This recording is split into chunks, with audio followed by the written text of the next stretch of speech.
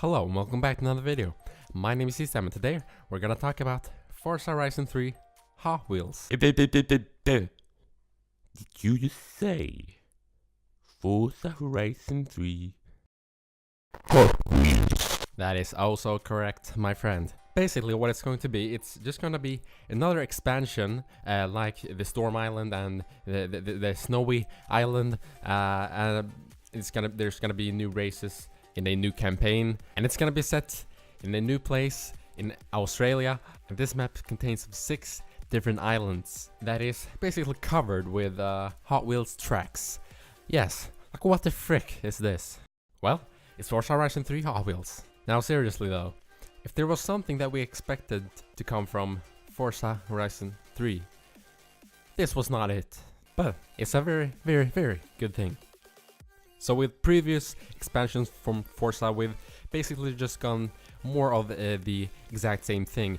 Even with the Snow Mountain expansion, it basically was just the same, just with a new map and new type of terrain, which wasn't that different. But this is something that, unlike the Snow Mountain, I'm actually gonna buy this. The Snow Mountain, I looked at it looked kind of cool. But I knew that if I bought it, then I would probably play for 10 minutes and get bored. But this will probably make it feel like a new game, because it is basically nothing like what Forza has done before. But in this, it's just not gonna be races anymore. This is going to be jumps, loops, and downfalls, and probably a lot of deaths. But we're just gonna look past that.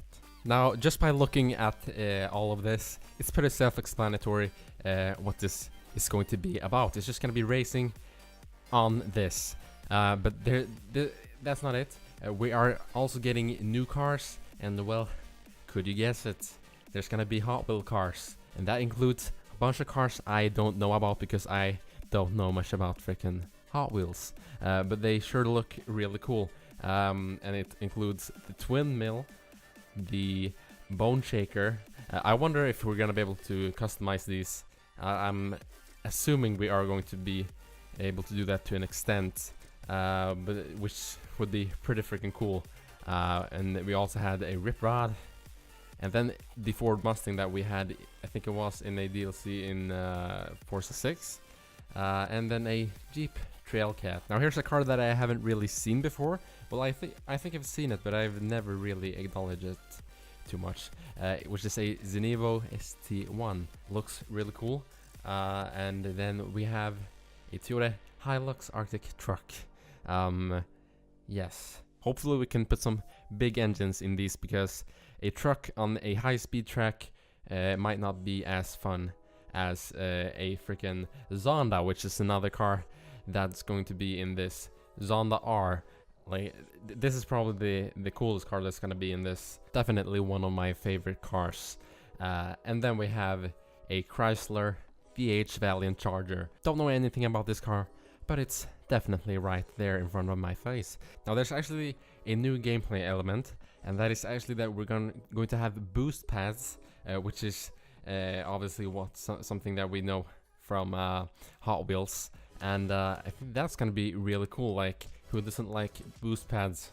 That makes you go even faster than you even should be going when you're in a Zonda at 250 miles per hour. Well, that's not fast enough, because we need boost pads. Something that they just quickly mention is that there's gonna be a stunt swap feature to modify stunt track sections. I don't know exactly what this is going to mean, but it looks like you're going to be able to modify the tracks, and I don't know to what kind of extent this is going to be. But if they have a track editor, then that's gonna be insane. I don't think it's really quite going to be like a full-on track editor, but it sounds interesting, definitely. Now, I'm not gonna say yet that this is going to be an incredible expansion, but I'm sure as freaking crap that this is going to last longer than the freaking Winter Island. Like, I haven't really played any game like this that has this sort of gameplay, like Trackmania.